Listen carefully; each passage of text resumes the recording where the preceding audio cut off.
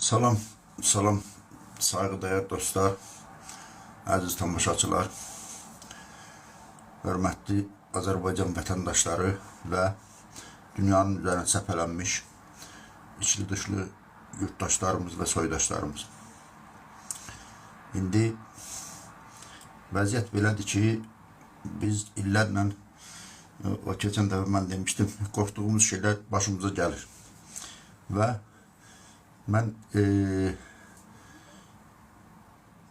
etməli olduğumuz və etmədiyimiz məsələlərdən və bundan sonra nə eləmək olur və biz nə eləməli çalışacağım. Yəni, hər zaman dediyim kimi, mən öz düşüncəmi, öz ağlım kəsən doğru bildiyim şeylər deyəcəm. Razı olan da olacaq, olmayan da olacaq. İndi onsuz da hələ xüsusilə dünən Naxçıvana düşən drondan sonra məni narahat edən bir nömrəli məsələ cəmiyyətdə görünən, çox ağır şəkildə görünən nədir? Bölücülük, bölünmüşlük, parçalanmışlıq. Yəni, heç kimə və əfv eləmək yoxdur. İran uşaqları çalışır, İsrail uşaqları çalışır, hər yerdə çalışır, Amerika uşaqları çalışır və bir-birinə qarşı ən ağır formada sanki hətta əllərində silah olsa bir-birini öldürəcək həddə. Amma biz axı indi öz dərdimiz özümüzə yetirdi də artırdı. İndi bizim həm də İranda bəlkə indi 30 milyon, 40 milyon deyək, milyonluq can dərdimiz var.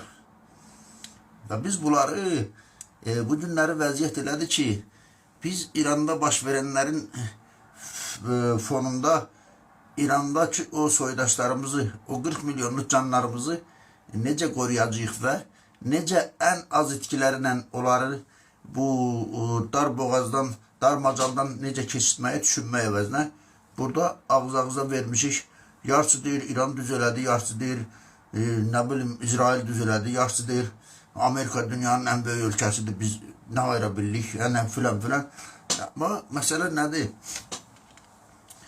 Baxın, dünən oradan başlayaq ki, Naxçıvana dron düşdü.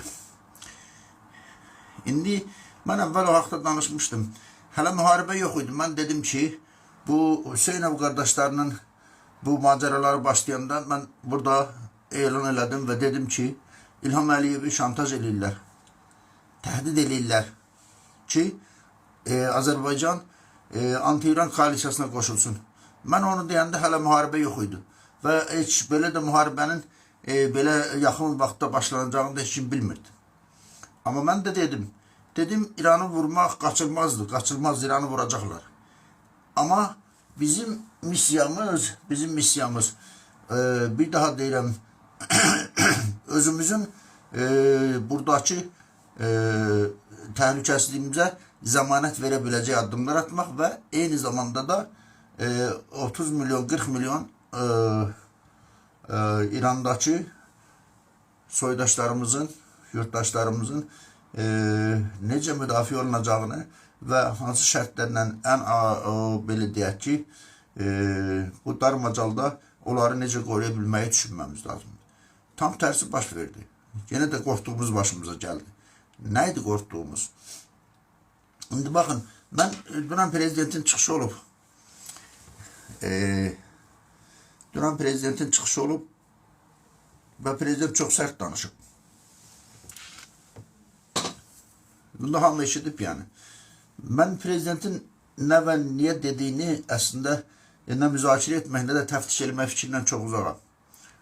Bəlkə də prezidentin sərt danışması həm də bu irəlidə oxşar insidentlərin baş verməsi qarşısını almağı hesablanmış məsələdə. Amma bütün hallarda mən prezidentin daha sərrast və daha səbirli, biraz da belə də təmkinli davranmasını umardım. Amma olanlar oldu bir kere. Məsələn, baxın indi, prezident orada, müdafiə naziri oradaydı, sərhəd qoşunları oradaydı, elə. İndi o məsələyə ayrıca gələcəm. Dronu necə gəlib, kim atıb o dronu? İndi də aydınlaşdıra bilmirlər. Yarısı deyir İran dövlətidir, yarısı deyir nə bilim İsrail atıb, yarısı deyir bunu təxribat ediblər. Məsələ deyil. Faktiki olaraq dron gəlib. Və dronun yerinə deyək ki, Tomahawk da uçub gələ bilərdi. Və prezident o da nədir? O iclasda, müşavirədə sərhəd qoşunlarının komandanından və müdafiə nazirindən dron bizim sərhədimizdən necə keçib və bu qədər məsafəni necə gəlib düz Naxçıvan aeroportuna və o deyilən o məktəbin yaxınlığına qədər necə düşüb? Əslində prezident onu soruşmalıydı. Mən xatirimdədir, yəni onu bilənlər bilirlər. Bir vaxtı belə bir şey olmuşdu hələ ilkin çağlarda. İran təyyarələri bizim sərhəddi pozmuşdular Xəzərin üzərində. Yadınızda düşəcək o sonraki bu Türkiyə qırıcıları gəldi Bakının səmasında uçub gedəndən sonra oralar rahatladı. Amma o zaman nə baş verdi? Sərhəd qoşunları Müdafiə Nazirinin boynuna atırdı ki bunlar qorumalıdır. Bu Müdafiə Nazirliyi də deyirdi ki sərhəd qoşunları qorumalıydı, ona görə günah onlarındır. Və nəticədə proseslərin sonunda Elçin Quliyev ən gənc general rütbəsi alan Azərbaycanda general oldu. İndi bunlar oturublar hamısı prezident adını çəkən kimi dik atılıb ayaq tutulmaq məsələni həll etməz. Və prezident də deməli olduqlarını dedi. İran haqqında da dedi. Ümumiyyətcə bu xaricə mesajlarını verdi və bildirdi ki, bəli biz hər şeyə hazırıq.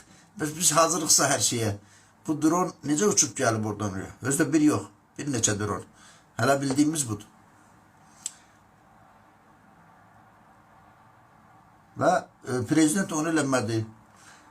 Və baxın, prezident dünən hətta danışandan sonra belə, yəni ciddi anlamda müvafiq qurumlardan səs yoxdur, çıt belə yoxdur. Parlament susur, deputatlar susur. Yəni bütün bu Azərbaycanda bu sistem belə çalışır. İlham Əliyev dünənləri o müşavirəni keçirtməsə, İlham Əliyev biraz məsələyə təmkinli yanaşsa, bugün də Azərbaycan xalqı düzəməlli bir məlumata malik olmayacaq ki, nə baş verib, niyə baş verib. Yəni bir daha deyirəm, prezident daha çox o bəyanatları, yəni ölkədən kənara, xüsusilə də indiki İrandakı o nə bilim Sepah, kimdə olar, onlara mesajları verəndən sonra cidden sorgulamalıydı ki bir daha deyirəm, drone yox, 2 drone yox, 2 Tomahawk uçub gəlsə nə olacaqdı? Naxçıvanın yarısı yox idi demək. Və bu sərhəd niyə başı başına qalıb ki belə? Sən bilirsən ki, sənin sərhəddin o tayında müharibə gedir və hər an hər şey ola bilir.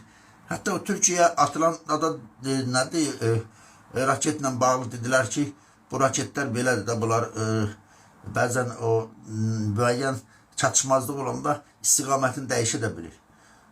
Mən belə hesab edirəm, özüm üçün mənim analizim budur. Hər zaman onu dostlara demişəm də. Baxın, biz İran üçün Azərbaycan Katar deyil, Qətər deyil, Səudiyyə deyil, Oman deyil, filan deyil. Heç deyil. Iordaniya. Niyə deyil? İran bir məntiqlə yanaşır işə. Əgər Azərbaycana hər hansı şəkildə İran tərəfindən çox ciddi müdaxilə olarsa, Azərbaycanın sərhədlərindən gəlib bizim Quzey Azərbaycana, o zaman İranın daxilində 40 milyon dediyimiz insanlar ayağa qalxar və indiki ağır durumunda İran heç bir vaxtda aklı səlim məntiq onu deyir ki, İran indiki şəraitdə problemi istəməz. Demək nə var? Nədir məsələ? Bax, orada demişdim, İlham Əliyevi şantaj eləyirlər. Anti-İran koalisiyasına qoşmaq üçün. Şantaj keçmədi. İlham Əliyev dünən də dedi ki, biz öz ərazilərimizi verməyəcəyik bunların İrana müdaxilə üçün. Düzdürmü? Belə bir şəraitdə şantaj keçmədi. Təhdid keçmədi. İndi nə edirlər? Təhrik edirlər. Ki, bəs gördünüz mü? Bizi vurdular, biz məcburuq. İndi bir daha deyirəm, bəzi adamlar deyirlər ki, İrana qoşun yeritmək falan. Bizim, yəni İranla bizim o dövlətlərin adı var da, bu istər əhali, istər ərazi baxımından və ordunun sayı baxımından. Bizim ordu çox ciddi və güclü ola bilər. İran Ermənistan deyil. Ona görə biz elə İrana ordu yeridəkdən də bizim ordu İranın bir əyalətinə girmiş ki, İran o boyda dad var və İranın da bütün hallarda ordusu var. Bizim yəni ordumuz güclüdür mü? Bəli, güclüdür. Amma öz çapımızda, öz miqyasımızda İranda savaşacaq qədər bizim ordumuz yoxdur.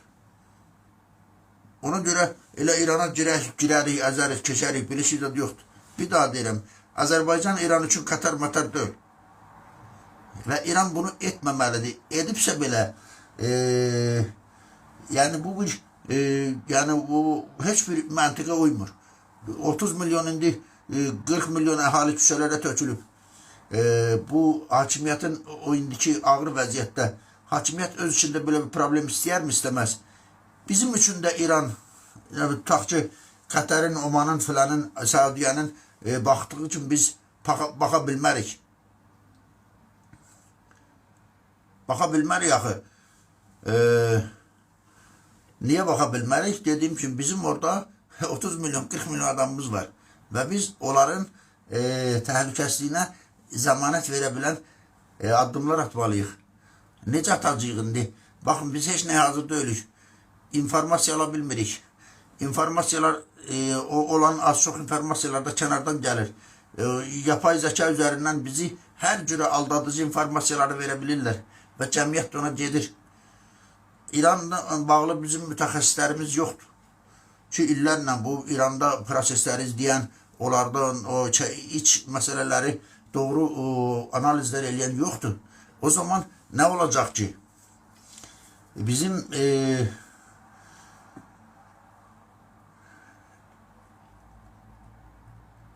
təhlükəsizliyimizin qorunması və bir daha deyirəm, prezidentin bəlkə bu qədər sərt danışmasında biraz daha çox ölkədən kənara və bu addımı atanlar kim olursa olsun, Sepah olsun, bilmirəm orada İranın rəsmi qurumları olsun, kim olsun. Yəni buna prezidentin sərt cavabını anladım da. Amma bir daha deyirəm, niyə orada o dronlar uçub gəlib rahat hədəfə çatıblar?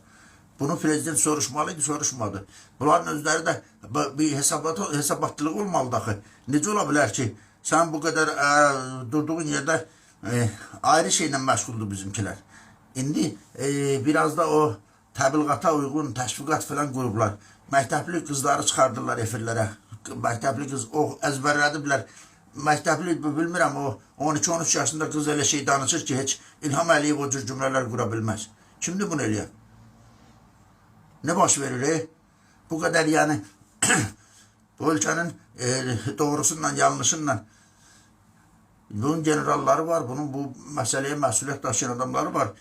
Bu boyda müharibə bu havasında prezident açıq şəkildə dəmir yumruq hələ yerindədir deyirsə, o zaman bu uşaqları meydana sürən kimdir ki? Uşaqların dilindən güya bunlar Naxçıvanda uşaqlar belə məktəbli qız çıxıb etiraz edir. Məktəbli qızın nə işi var orada? Və bütün bu məsələlər məncə biraz hər halda daha təmkinlə və ağırlı şəkildə bir daha deyirəm, əsas məsələ Azərbaycanın indiki şərtlərdə orada nə baş verirsə versin, sərhədlərini və daxili vəziyyətin stabilliyini qorumaq və bütün diplomatik vasitələrlə, bütün diplomatik kanallarla İranın içərisində proseslərdə Azərbaycanlı bizim bu Cənubi Azərbaycanın həm ərazi bütövlüyünün, Cənubi Azərbaycanın həm də əhalinin təhlükəsizliyinə zəmanət verə bilən müəyyən gedişlər gedilməlidir. Yoxdur heç nə. Kimdə bu yaxşı Xarici İşlər Naziri bəyanat verməklə yekunlaşır. Generallar da oturublar, prezidentdən də tez ayağa dururlar. Ayağa durmaq yox, hesabat vermək lazımdır. Hesabatlılıq və bütün hallarda mən hesab edirəm ki, biz İrana elə qonşu ölkə kimi baxmaqda yanlış eləyərik. Bir daha deyirəm, İran Ermənistan deyil. Girərsən də, əzərsən də, keçərsən də bizim 300 ilindən sonra Ermənistan yaşaya, Ermənistanın bizlə yəni təkbətək üzbəyüz savaşmaq imkanı yoxdur. Amma bizim də İranla o səviyyədə savaş aparmaq gücümüz, o ordunun gücünə filan, bizim ordunun qabiliyyətinə bağlı məsələ deyil. Ayrı məsələdir. İndi o zaman deyil, 406 ilə gedib, 400 atlı ilə gedib, 4000 atlıya qalib gələcəksən. O zaman deyil. Və İran da indi görünən odur ki, kifayət qədər də duruş gətirə bilir. Onlar 4 günə, əvvəl dedilər 4 günə qutaracaq müharibəni. Ondan sonra indi 4 həftə dedilər. İndi nə bilim 6 həftəyə keçiblər. Və orada bu Kürt məsələsi var. Mən keçən dəfə demişdim. Bax, Kürtlər hazırlıqlıdır. Niyə hazırlıqlıdır onlar? Onlar bizdən ağıllı da deyirlər. Zaten Kürtlər, bu Kürt toplumu, PKK, PKK filan, bunlar 100 illərdir bu xarici qüvvələrin əlində təhdidçi rolundadılar. Və açıq da deyirlər ki, Kürt qüvvələri, yəni PKK uzantıları artıq ya müdaxilə eləyiblər, ya da müdaxilə eləmək ərəfəsindədirlər. Və bizim onlara əgər bu şeylər belə baş verərsə və ümumiyyətcə bu quru qoşunları hər hansı şəkildə ya Kürt formasında, ya nə bilim laf elə İsrailin əskərləri, Amerikan əskərləri girərlərsə bizim əhalimizi orada qorumanın yolları nədir? Dünənki müşavirədə tartışılmalıydı, o deyilməliydi. Tamam, işin bir tərəfi görüldü, biz hamıya xəbərdarlığımızı elədik. Amma bundan sonra biz nə qaracaq, nə eləyəcəyik? Və cəmiyyət toplum özünü necə aparmalıdır? Bax,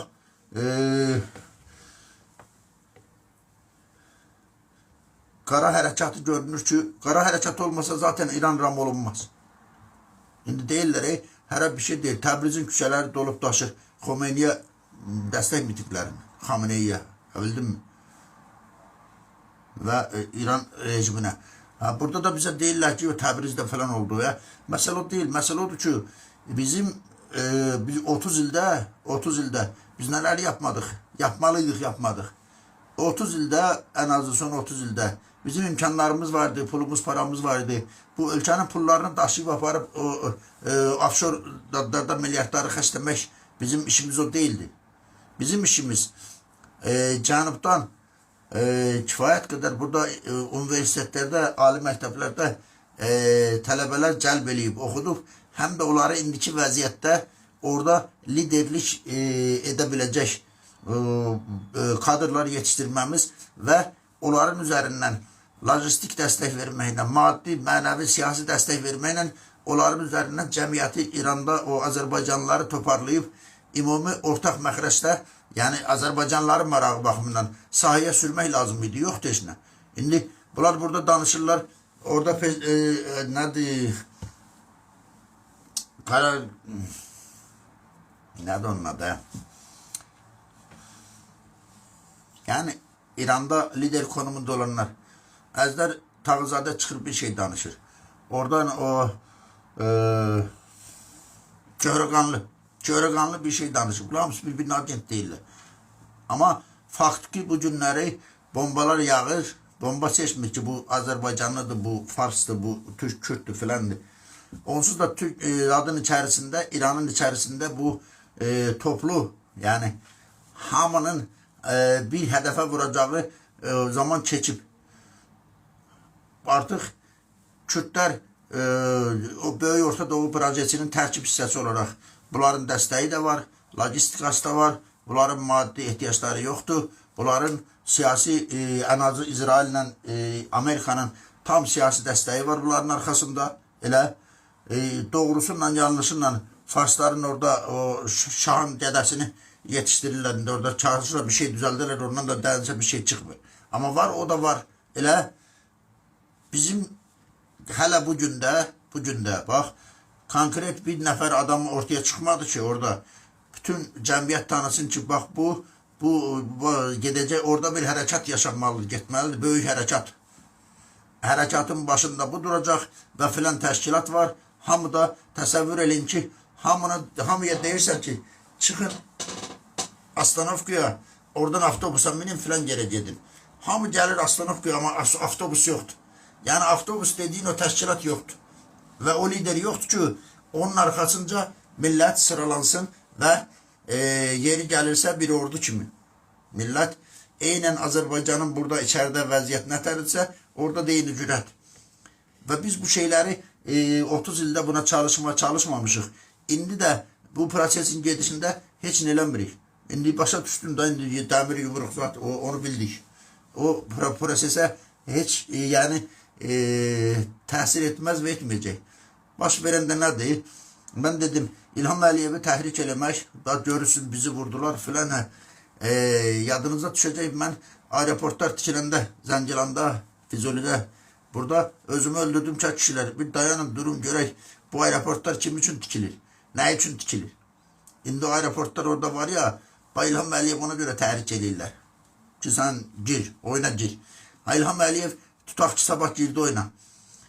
O zaman həm də indiki Kuzey Azərbaycanın problemləri nə qədər artacaq bilirsinizmi? Gözünüz görür, hamı da bunu görür orada. Sən 2 dənə dron gəlib hələ təzəcək, ha. Buna reaksiya yoxdur əslində. Dron gəlir, hədəfə gəlir, deyil. O zaman sabah Amerikanın, İranın o, nə bilim indi, o cəhənnəmə gedən deyir, özünə yoldaş axtarır. Mənim İranın rejiminə münasibətim başından bəlli olub. İrandakı rejim, indi bəzən bu Amerikalılar filan da deyirlər ki, biz bu rejim, nə bilim, rejimə qarşı. Bu rejim düz 47 ildir. Bu rejim asır, kəsir, öldürür. Amerika bunu görmürdü. Dünən Amerikada bir nəfər o hərbi dəniz qüvvələrinin əməkdaşı, sabiq əməkdaşı, elici zalda etiraz elədi. Onu haça-paça götürdülər, nə oyun çıxartdılar. Onu da bütün dünya gördü. İndi bunlar gah deyirlər biz rejimi dəyişəcəyik. Gah deyirlər biz burada, nə bilim, İran, onlar özləri də bilmir. İranı parçalamaqdır mı hədəf? Sadəcə rejimi dəyişməkdir mi hədəf? Ondan sonra ümumiyyətcə İranı xəritədən silib, İran adlı dövləti ortadan qaldırmaqdır mı hədəf? Heç özləri də bilmirlər nəyə gəliblər oraya. Bilinən də odur ki, sadəcə gedirik, əzəlciyik, nə bilim, ayağımızın altında salacaq, adım Müdafiə Naziri danışır, Amerikanın. Biz onları ayağımızın altında salıb yaxlayacaq. Niyə yaxlayacaqsan? Rejim o çox amansız, çox tərbiyəsiz bu molla rejimi. Anlatabildim mi? Və bu rejim getməlidir. Amma bu rejimi getdirmək üçün şəhərləri, qəsəbələri 10 illərlə yox, 100 illərlə insanların yaratdığı maddi və mənəvi neymətləri yerlə yeksan eləmək, yüzlərlə, minlərlə insanları evsiz eşsiz qoymaq, minlərlə, bəlkə də gələcəkdə 100 minlərlə insanların qətlinə bais olmaq, ondan sonra 100 minlərlə uşaqları yetim qoymaq, bu ağzında dediyim müharibədir və göydən bombalar dad kimi yağır, yağış kimi yağır. Belə bir şəraitdə bu nə rejim dəyişməyə oxşuyur, nə bu elə-belə da biz lotuyuq. İranın ümumiyyətcə özünü, İran dedim, estağfurullah. Amerikanın özünü məhlə lotus kimi aparmağı da doğru deyil. Əslində bu dünyanın ağlı səlim liderləri filan, bu ölkə rəhbərləri filan bir buna münasibət bildirilməlidir. İran, Amerika istədim, getdim orada Maduranı uğurladım. Burada rejimi dəyişmək məqsədi isə buradan da Ayatullah'a uğrayardılar da. Əgər belə addırsa. Yəni, bu vəziyyət çox pisdir. Belə vəziyyətdə bir daha nəyə vurgulamaq istəyirəm? İstər orada sərhəddin o tərəfində, güneydə, istərsə də quzeydə, istərsə də quzeydə, sırf bizim olan, bizim canların, orada 30 milyon, 40 milyon orada, deyək ki 10 milyon da burada. Biz bir hədəfdə, bir çatıda, bir səngərdə olacaq, orada nə olacaq? Dindi də yazırlar burada, rejim dəyişəcək. Mənim rejimə deyil, rejim də dəyişəcək orada, nə qalacaq, mən bilmirəm. Nə olacaqsa orada, nə qurulacaqsa, hər nə qədər ki, biz o proses gedirik, nəsə eləmək istəyirlər. Biz orada meydanda, yəni sahədə olmadıqca, mübarizə ki mübarizə, onunla döyüşsə döyüş, savaşsa savaş, hərəkatsa hərəkat, Biz aparıcı qüvvə həm də titul millət bizik orada. Biz aparıcı qüvvə kimi o prosesin içində olmasaq, orada nə İsrail quran, nə Amerika quran, nə tutaq ki rejim qalar qalmaz bilmirəm İranda, nə bilim, onlardan bizə pay verməzlər və bizim durumumuz indikindən daha pis olacaq.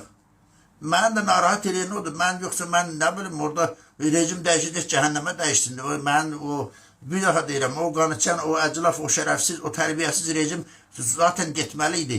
Amma bu rejim getdirmək deyil axı. Bir daha deyirəm, ölkəni viran qoyub, bütöv bir ölkəni başından ayağına həftələrlə bombardıman elə göydən o ən ağır silahlarla, raketlərlə ölkəni viran qoyub ki, biz burada rejim dəyişirik. Bir daha deyirəm, bəs o yüz minlərlə ölənlərin, qırılanların, ondan yetim qalanların, ev eşiği dağılanların taleyinə sabah kim sahib duracaq? Bura, bilirsinizmi, indi Avropada filan belə şeylər yəqin ki olmaz, amma olarsa belə. Onların yəni dəstəyi var və İranı belə xaraba günə qoyub, sabah o kadar insanların taleyiyle kim meşgul olacak? Suriye'de meşgul olurlar mı? Irak'ta meşgul olurlar mı? Libya'da meşgul olurlar mı? Ve illerle orada indi değil ya rejim değişsin. Ben de razıyım rejim değişsin. Ama rejim değişip yerine demeli dəstə Şiələr, Sünnülər, nə bilim, Kürtlər, Türklər, Bəluçlar filan və bunlar illərlə bir-birini qırmaqla məşğul olacaqsa və bunlar illərlə o qan töküləcəksə, terror, partlayış hər yerdə bu illərə varan, o zaman o yəni hədəf də odursa, o zaman belə bir indiki rejim bütün hallarda heç olmasa bilirsən ki burada insanlar yaşayırlar da, yaxşı biz evi var bunun. Bildin mi? Ona göre ben biraz o işin o tarafından çok narahatam. Bir daha derim bak Irak, Suriye, Libya, ondan sonra o neydi o İordanya filan filan. Oralar neçə illər Suriye gör neçə il. Bakın indi deyirlər ki burada rejim var. Vay bu sert rejim asıl kesin. Ya bu Amerika, bu İsrail ne bileyim bu dünya demokrat ederse kesin ölçüler. İran'da insanların, kadınların, kızların, xüsusən gençlerin sadece hardasa fikir meydanlarda asıldığını görmürdüler. Zaten Bəşər Əsədi zaddan çıxardanda, devirəndə o həbsxanaları gösterdiler dünyaya. Görün burada. Orada o həbsxanaların olduğunu Amerika, İngiltere, Fransa, ne bileyim İsrail bilmirdiler. Bilirdiler axı. Bəs bunlara özlerine lazım olanda bu rejim olur kanıçan, rejim olur. Rejim sertti zaten. Bu deyirəm, bu çok terbiyesiz, amansız ve biraz da ümumiyyətcə bu teokratik rejim bütün hallarda hələ çox millətli bir ölkədə yerimez. Yeriyərsə bax belə biabırçı vəziyyətdə yeriyə. Amma bunun qarşısını almağın yolu bu değil ki. Ölkəni xaraba qoy, sonra da illərlə o etnik gruplar, ondan sonra ne bileyim filan terörçü təşkilatlar yuvalansın orada ve illerle bunlar birbirine o kırsınlar, öldürsünler, əsinlər, kəsinlər. Əslində bütün Müslüman ölkələrində dedim, Hristiyan ölkələrində olur sabah Ukraynanı güllük şəhil bəziyib tikəcəklər. Ama bunu kim tikəcək? Suriyanı tikirlər mi? Ümumiyyətcə necə ola bilir ki? Amerika ve İsrail resmen hiçbir özü deyir ədaletsiz müharibə. Tarixdə belə bir ədalətdir. Bu çok bir ədaletsiz bir şeydir. Sen gələrsən, hücum eləyərsən, göydən bomba yağdırasan ki, ben bura mənim xoşuma gəlmir. Bütün hallarda orada yerli insanlar var, əhali var, etnik gruplar filan. Bunlar masa arkasına oturdup normal, sivil qaydada yani bir dünyavi bir rejim kurmak mümkündürsə onu eləmək lazımdır. Yoksa biz bura bizim xoşumuza gəlmir. Buranı verən qoyacaq, sonra da hərə çəkilib gedəcək, İsrail də çəkib gedəcək oradan.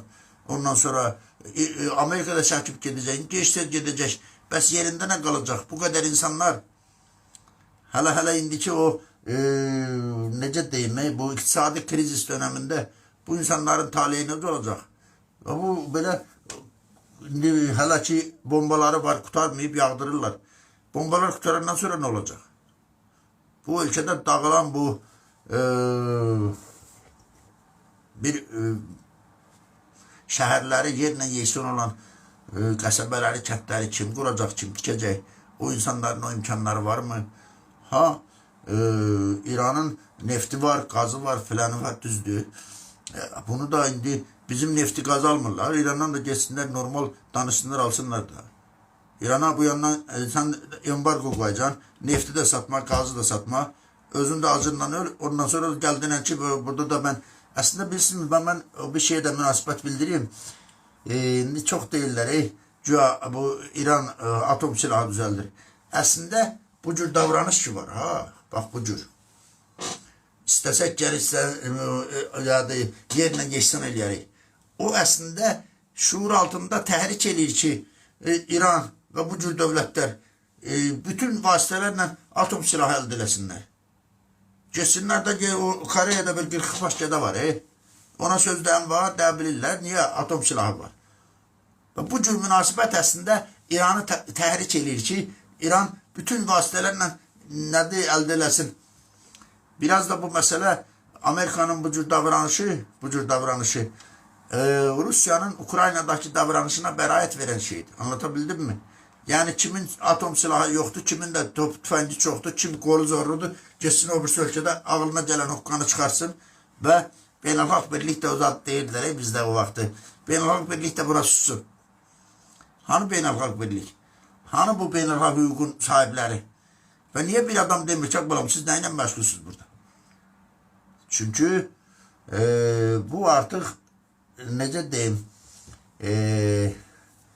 bespri değil.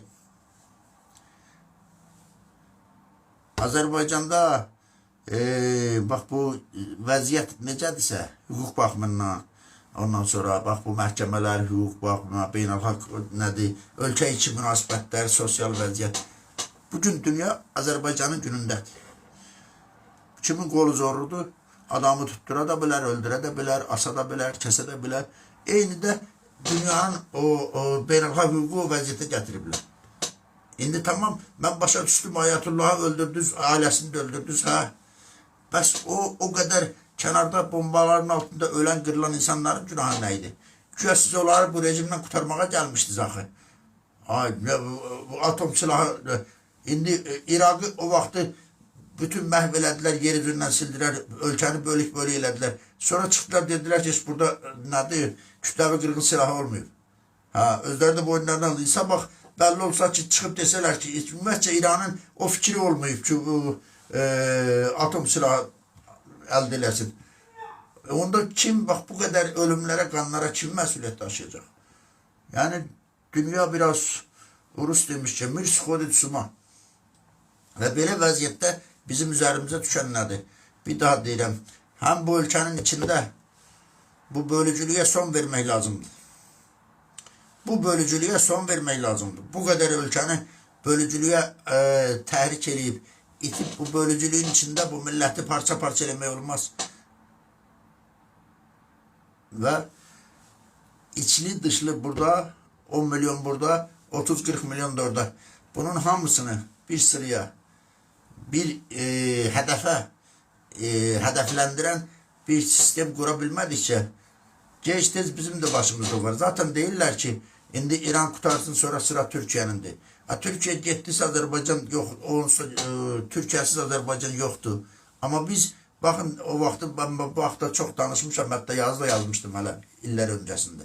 Bakın Güney Azerbaycan aslında İran indiki adına İran değilen Güney Azerbaycan, Kuzey Azerbaycan 80-90 milyon orada 10 milyon 100 milyon böyledir. Elə bir 80-90 milyon 100 milyona yakın da Türkiye var elə. Derhal ərazilərimiz təsəvvür edin gözünüzün qabağına gəlir. Ərazilərimiz nə boyda olur? Və əhalimizin sayı da gəlir 200 bin olur. 200 bin biz artıq Rusya boyda ne bileyim ondan sonra dünyanın en büyük ne bileyim ölçü kimdir? Amerika boyda ölçü olur. Ve bu hedeflere yürümək əvəzinə hamı bir-birinə naz edir, bir-birinə nair. Dəmir yumruq bildik də, dəmir yumruq burada indi. Bu generaldan niyə su qaldırıb soruşmursan ki, o nətər gəlib düşüb buraya? Ona Heydər Əliyev lazım idi. Dəyədə o qapıdan yox, sənin yerin o birisi qapıdan. Bildin? Ən azından bunu eləmək lazımdır ki, cəmiyyət, toplum hakimiyyətdən qorxunla, xofla, hakimiyyət hər zaman ən ağır və ən yüngül vaxtlarda hakimiyyət xalqa, millətə güvən verməlidir.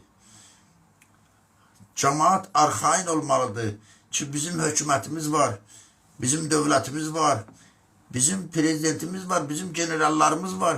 Bunlar bizi dar ayaqda qoruyacaq. Hanı bu? Niye soruşmurlar? İndi bir de deyim mi ki, bu generallar terteri töreden generallardır. Bunların hamısı şantaj altındadır. Bunların hamısı şantaj olunur. Ve kimler tərəfindən şantaj olunur, o biraz uzun söhbətdir. Gərək səhərə kimi danışanla budur. Hı? İndi baxın, nə baş verir bu ölkədə? Tutaq ki, baxın, bax belə vəziyyət gərgin, ciddi. Hə? Orada Naxçıvanda məktəblini çıxardırlar. Deyirlər ki, bax, İran bizi vurdu, ay nə bilim, belə danışır. Biz niyə sizin hərbi hədəfinizə çevrildik? Bizim nə günahımız var? Bakıda nə baş verir?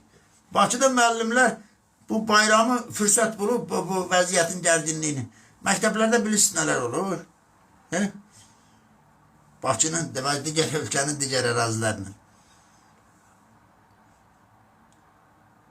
Yaxşı, bu ölkədə vəziyyət budursa, əgər bu məktəblərdə filan doğrudan, məktəblərdə bugün müəllimlər, o, tutaq ki, nə bilim, bu, xüsusi dərslər keçilməlidir, vəziyyət belədir. Ya, bu ölkədə sabah bir gün vəziyyət belə olarsa, doğrudan Azərbaycan müharibəyə cəlb olunarsa, indi o bizdən asıl olan şey deyil, oldusa oldu. Hı? Bu insanların axırı nə olacaq? Bunlar bu dəqiqə siz bayramlardır, bax. 8 Mart, dalınca Noruz bayramı, Ramazan və Noruz bayramı.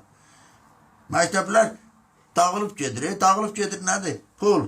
Bunlar heç vecinə deyil ki, bu ölkənin başına nə gələcək, sabah taleyimiz nə olacaq? Ancaq pul. Nə baş verir? Pul yığırlar. Bu harada görünür ki, niyə mütləq bu bayramları bunlar restoranlarda keçirməlidirlər?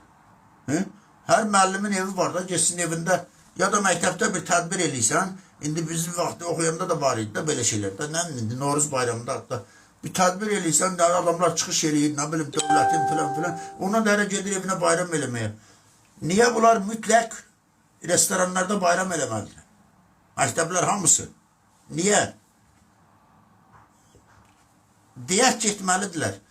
Bu məktəblərin hamısında həmkarlar var. Elə həmkarlar təşkilatları var. Həmkarlara hər ay müəllimlərdən pul tutulur. Düzdür? Həmkarlar müəyyən miqdar pul fonddan verirlər. Gedirlər canları cəhənnəm. Zıqqım zəhərləri olsun. Restoranda zəhərlənirlər. Elə? Bəs niyə müəllimlərdən pul yığılır? Formulanı deyim mi? Həmkarlardan pul ayrılır. Müəllimlərdən pul yığılır və yuxarı sinif şagirdlərinin valideynlərindən pul yığılır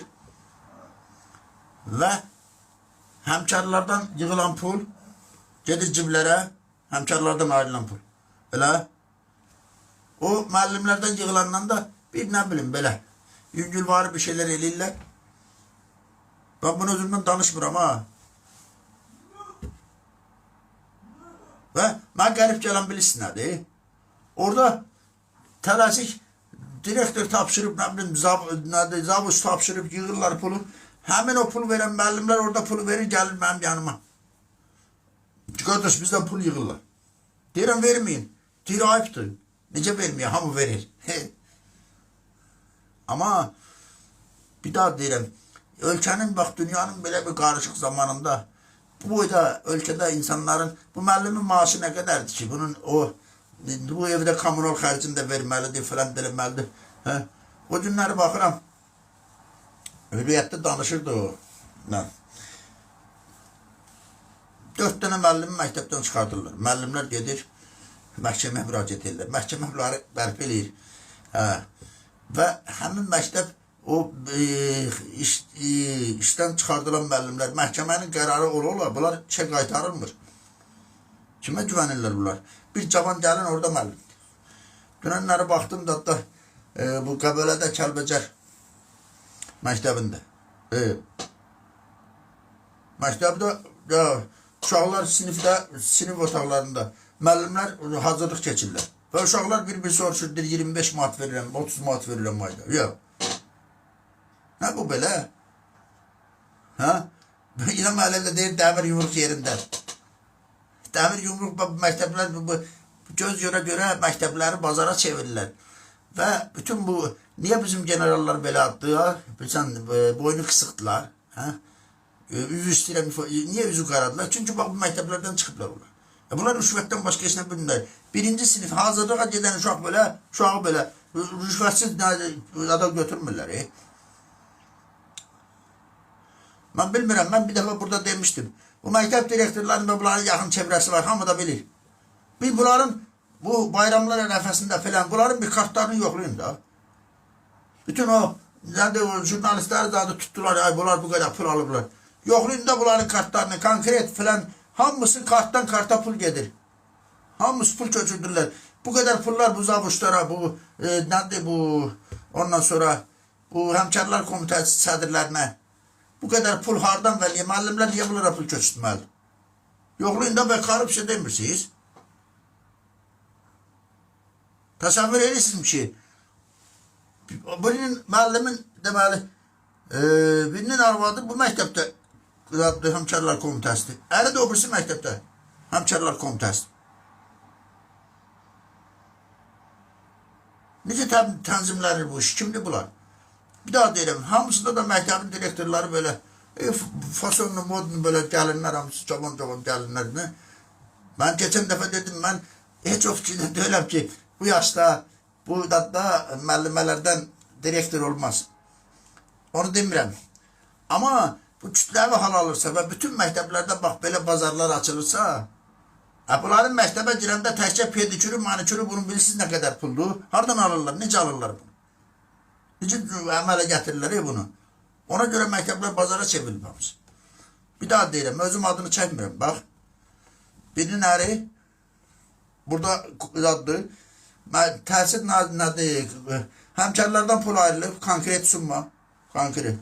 Müəllimlərdən də adam başı üzrə belə yazıblar. Restoranda menyu 22 manat. Müəllimlər pul yığmalıdır. Və əslində mən onları da müəllimləri ona görə qınaya bilmirəm. Bu direktorların mütləq yan görəsində hər yer belədir. Bunların yan görəsində bunlara yaltaqlanan, bunlara aynamına qayranan. Və 10 müəllim verəndə bir müəllim verməyəndə o da bu çox qəribə bir şeydir. Mən ona görə dəfələrlə burada dedim ki, kişilər, bu məktəblər hər gələn direktor, hər gələn nə bilim o təhsil işçisi öz qaydasını, qanunu qoya bilməz məktəbdə. Məktəb dövlətin məktəbidir və dövlətin qoyduğu proqramlar, dövlətin qoyduğu təhsil siyasəti bütün məktəblərdə birə-bir olduğu kimi, eyni cürə orduda olduğu kimi hər şey nizamnamə ilə tənzimlənir. Məktəblərdə dövlətin qərarı adı qalıb. Kim istəyir hazırlıq, müəllimə direktor aparır evində uşaqlara dərs keçir. Məktəbi yarısını boşaldır, evinə aparır. Yarısını zavuç aparır, yarısını sinif rəhbəri aparır. O da mən burada dedim axı, müəllim oturub fizika dərsi keçir. Bir dənə şagird yoxdur. Tək bir dənə şagird yoxdur məktəbdə, bir sinifdə. Jurnal qabağında deyir, baxın, qayıbları da yazdım. Bax, bu təhsil sistemi hələ getdikcə bu milləti savadsız və nadan eləyən təhsil sistemi nəticə itibarilə, bax, bütün bölücülük də oradan qaynaqlanır. Ondan sonra, bax, bu insanların, bax, bu, necə deyim, tərbiyəsizlik, mənəviyyətsizlik, əxlaqsızlıq. Çünki məktəblərin missiyası, birinci vəzifəsi, 11 il deyək də, 11 ilin əvvəl 10 il idi. 11 ildə yetkin vətəndaş yetişdirməkdir. Təbii onların içində biraz eləsi, amma genəldə məktəb yetkin vətəndaş yetişdirməlidir. Hanı sənin o yetkin vətəndaşın? Necə ola bildi ki, Tərtərdə neçə min adamı ət maşından keçirdilər. Ət maşından keçənlər orada üsyan eləmədilər. Və onları ət maşından verənlərdən də o qədər rəhbərlər, komandirlər, generallar, prokurorlar, müstəntiqlər tək bir adam durub etiraz eləmədi. Niyə? Çünki təhsildən gəlir hamısı. Yetkin vətəndaş deyil, vətəndaş deyil əslində. Ha, yuxarıdan dünənləri bütün ölkə görürdü. Mən də verdim Mozaran adına oxuyan. Ha, kişi Gədəbəy rayonunda avaranın biri əlinə bir rad alıb deyir ki, bu falan, prezident aparatı, nə bilim də adın Milli Məclisin İctimaiyyət Əlaqələr portalının sədri filankəs xanımın adından, prezident aparatından filan gətirir buna qramota verir orada. O da durur onu alır, buna qucaqlaşır, öpüşür. Səhər də çıxır deyir ki, mən özümə nifrət deyirlər. Yəni bir rayonda bu kommunxoz deyirlər də, bu kommunal təsərrüfatın başında duran adam, o adamın o təqdimat eləyir, o əlindəki qramota dediyini. Adam o qədər savadsız, o qədər nadandır ki, adam baxıb deməli ki, bundan danışır bu, bildiyin. Mən baxıram da bu, niyə? Bəs bir rayonun kommunal təsərrüfatı həvalə olunmuş adam bu qədər nadan, bu qədər savadsızsa, hamısı məktəblərdən gəlir, bax.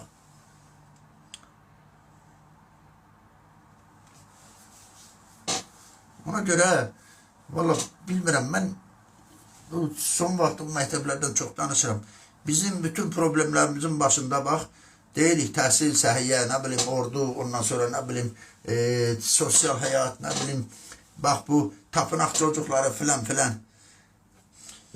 Ona görə tapınaq çocukları bu ölkədə belə rahat yerləşə bilirlər ki, bizim məktəblər Azərbaycan çocukları yetişdirmir. Ona görə tapınaq çocukları hər yerdə var. Nə olacaq? Bu ölkəni, bax, bax, o dəmir yumruq yerində deyirsən. Mən razı. Boynumuz qıldan incə. Bəs bu dəmir yumruq olan ölkədə bu nədir belə? Bir daha deyirəm, səhiyyədə, təhsildə, mənəviyyatda, əxlaqda, ədəbiyyatda, musiqidə, bədəniyyətdə, hər şeyin başında təhsildir. Təhsil bu günə salındıqca, təhsil bax belə, bu vəziyyətə gəldikcə, təhsil sistemi belə olduqca, musiqimizdə, mədəniyyətimizdə, əxlaqımızda, tərbiyəmizdə, nə bilim, sosial həyatımızda, iqtisadiyyatımızda, nə bilim, hər şey getdikcə daha pis olacaq. Onun düzəlməsi üçün gərək yetkin vətəndaş və savadlı kadrlar olsun. Dünyanın indiki yapay zəkanın dünyanın gələcəyini hökm elədiyi bir zamanda biz hələ məktəbdə nə var 5 manat pulun dağ arxasında. Çünki niyə? Müəllimə yaxşı, müəllimi dolandıra biləcək maaş verəcək, özü də tələb eləyəcək müəllim dərs keçsin orada. Müəllim gəlir sinifdə dərs keçmir, sinifdə uşaqlar qayğına pişirib yeyirlər, sinifin ortasında. Müəllim aparır dərsdən sonra ya da dərs gedə, məktəbi boşaldıb aparıb evində dərs keçirlər. Nədir bu? Hə, ilan müəllim, dəmir yumruq yerindədir mi? Onu da siz qərar verin. Mən bu qədərini dedim, bilmirəm. Sözdə hiss edirəm, son vaxt məktəblərdən çox danışıram. Mən hamıdan çox lazım deyil. Amma mən adım kimi əminəm. Baxın, o Bünyamin Qəmbərli universitet haqqında danışmışdı orada. Laf TV'də. İndi bəlli olur ki, hələ bu universitetdə bir adam deməyib ki, burada nə baş verir. Əvəzində nə var? Bünyamin Qəmbərlinin görünən, görünməyən, aşkar gizli baskıları var. Adam nə deyir ki, deyir ki, gəlin bu universitet normal bu universitet olsun da, təhsil ocağı olsun. Onlar burada, mən demişdim keçən də. Durub imza toplayıb bənim adım. Mən şikayət edəcəkdim. Ya qardaşım, bu İlham Əliyevlə mən burada gündə oturub danışıram. Siz İlham Əliyevdən də yekəsiniz. Dedim ya, Bünyamin Qəmbərli çox ciddi şeylər danışdı. Hələ daha nələr o danışa bilmədiyi şeylər var. O da nətəri, bu informasiya çıxan kimi yoxlama gəlməlidir. Dövlətin qurumları var. İndi hər yerdən hesablayırlar, ay birinin nə bilim vergi borcu, milyonla filan. Yaxşı, bu necə ölkədir ki, filan kəsin neçə milyon, sən burada 5 manat, 3 manat işıq pulu gec ödənəndə gəlib kəsib gedirsən. Mən suyu burada bir 10 dəfə kəsdilər, getdilər, qaçdılar ödək. Xəlvətcə kəsib qaçırlar. Sizdən usta çağırıb düzəltdirmişəm, elə? Bəs bunların neçə milyon vergi borcular necə yığılıb? Kimi vergiden yayınıb, kimi ne bileyim ışık pulu ödemeyip, kimi gaz pulu ödemeyip. Bu yazıq milləti yükləmək, hələ o işlətdiyin, aldığın enerjiden artıq da 1 manat ödətmək, işıqdan 1 manat ödətmək, sudan 1 manat, bunu millət eləyir. Bəs bu feodal təfəkküründə bu iri buynuzlu məmurlarınızın, cənabların, hamısında arkasından milyonlarla, milyardlarla əllərində pulları olan adamlar niye normal devletin vergisini kommunal xərcləri ödəməyiblər? İndi elan verirlər, filan kəs işten çıktı, bu kadar malı mülkü var, filan obyektinde bu kadar ışık pulu vermeyip, gaz pulu vermeyip.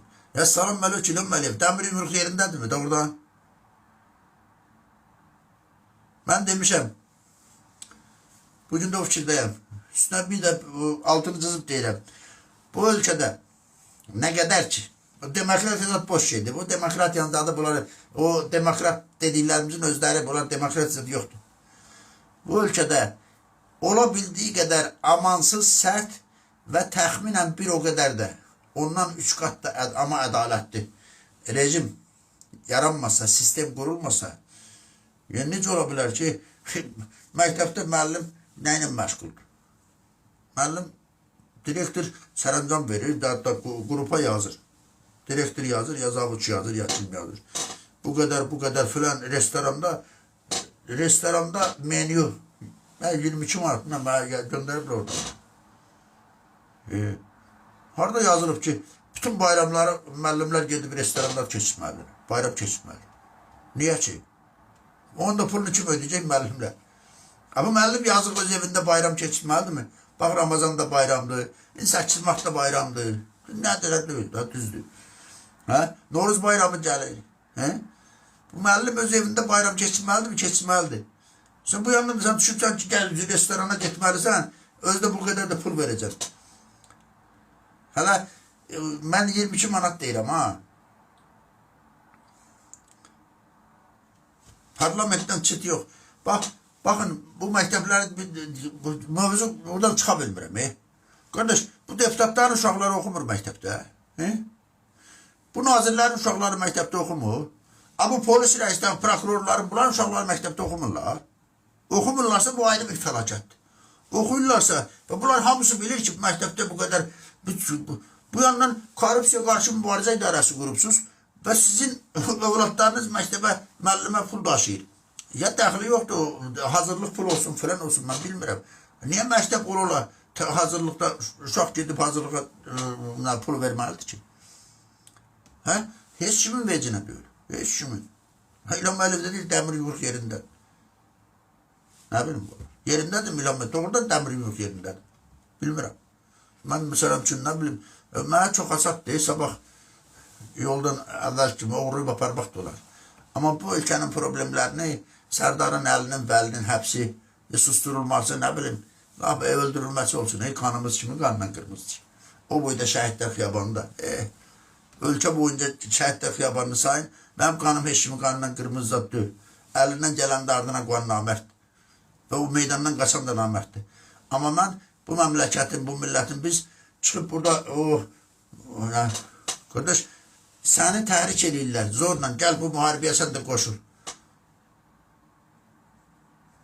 Sen de deyirsən dəmir yumruq yerindədir. Dəmir yumruq onları da işləsin da. Elə o da fağır görübsünüz. O İran'a əzirlər də, İran'a dəmir yumruq yerləməyəndə nə var ki?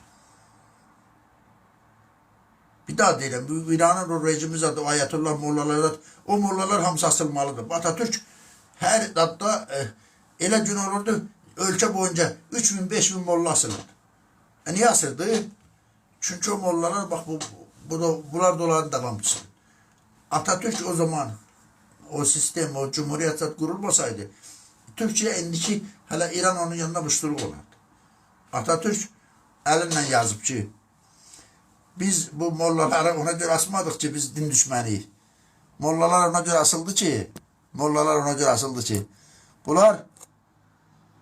evvel Selçuklu'nun sonra da Osmanlı'nın çöküşünde bir başa iştirak ediblər. İndi bu mollaların hamısı asılmalıdır, necə ki adamlar asıldılar. Ve bunların elleri, təkcə elleri dirsəyinə kadar yok. Bunlar xittəyinə, düz Qaşqaşın ortasına kadar bu mollalar qanın içindədir. millətin öz xalqının qanına bulanıb əllər. Bunlar asılmalıdır, bunu bildik. Amma bu, belə göydən bomba tökək filan bunları, onsuz da 47 ildə ən azı o şah rejimini zaten əvvəli buraxdım qırağayı. Orada nə olub, nə olmuyor be? 47 ildir.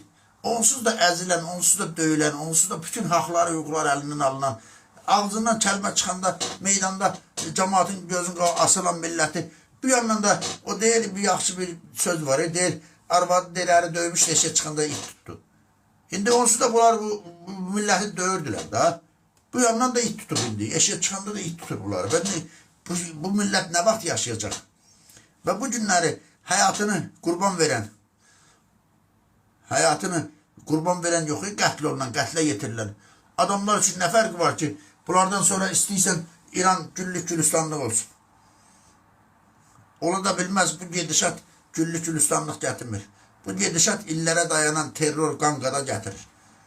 Mən də ona etiraz edirəm, mən bilmirəm indi. Mənim işim dadında deyil, dedim, mən prezident niyə belə danışdı, niyə dedi. İndi danışırlar o adamlar. Mən prezidentin sözünü təşviq eləmək, onu analiz eləmək mənim işim deyil. Prezident elə dedi, dedi.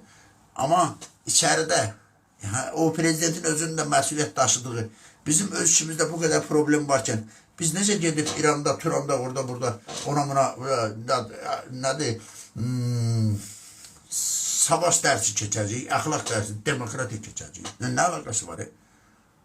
Dünən baxıram, Ukraynanı 4 ildə bombalarla, raketlərlə viran qoyan Lavrov deyir ki, İsraillə də burada, nədir, İsraillə Amerika təcavüzkardırlar. İrana qarşı təcavüz ediblər. Bu dünya, dedim, bir psixolojisi var, dünyanın ağlı qaçıb. Belə bir şərtlərdə, şəraitdə Azərbaycan ölkə kimi, dövlət kimi, bilmirəm nə cürü deyilsin, öz aramızda, öz millətimiz, öz toplumumuz bir araya gəlib, normal, ciddi, ağıllı və gələcəyə zəmanət verən sistem qurub. Yaşaya bilmədikcə, bu bombalar bir gündə bizə yağacaq. Heç kim bunu unutmasın. Keçən dəfə dedim, onu da deyim, bitirirəm. Molla rejimini də onlar qurublar. Bax o, indi o şeyxlər var, Ərəbistan şeyxləri. Onları da onlar yaradıblar. Səddamı da bunlar yaratmışdılar. Qəddafini də bunlar yaratmışdılar. O Binəli idi, neydi orada, dayı Yordaniya kralı. Onu da bunlar yaratmışdılar. Mübarəki də bunlar yaratmışdılar. Yaradırlar, ölkəni talattırırlar. Bir hissəsini müqavilələrlə filan, bir hissəsini də özlərinin taladıqlarını aparıb oraya yığdırırlar. Sonra da özlərinin kəlləsini alırlar. Beləcə də həyat onlar üçün cənnət, bu bədbaxt millətlər üçün də ömrü boyu cəhənnəm. Necə olur ki? Ona görə deyirəm, ya biz ağlımızı başımıza top eləyib toplum olaraq, istər iqtidar, müxalifət, siyasətlə məşğul olmayan, hamının ağlı var da Allah da hamı yağlı verib. Bu ölkədə normal sistem qurub, ya biz yaşayacağıq, ya da, bax, burada da var o rejim, sərt rejim, amansız rejim. İndi adını molla rejimidir, burada da indi, bunun adı nədir buna? Mən gördüm. Türkiye'də də artıq o rejim qurulub, o cumhuriyyət zat gedib, yoxdur, bildin? O adına bir gündə bizə demokratiya gətirmək adına bir gündə bizi bombalayacaqlar. Mən də o olmasın deyə deyirəm ki, gəlin özümüz insanıq da, oturaq, danışaq, ağıllımız önünə geçsin, o qolu zorluğumuz da onu qorusun. Bu ölkə qorunmalıdır həm də. Bu ölkənin qoruzorlu adamlara, pullu adamlara, ağıllı adamlara, savadlı adamlara, mədəni adamlara hər zaman ehtiyacı var, bundan sonra da olacaq. Sadəcə o qabilin şeiri vardı, yerimiz səhv düşmüyor da. Hərə öz işinlə məşğul olar. Bunun naziri gedir mahnı bəstələyir. Bəstəkarı gedir deputat olur. Ondan sonra nə bilim, ağlına gələni yazanı yazışıla bir nüzvü olur.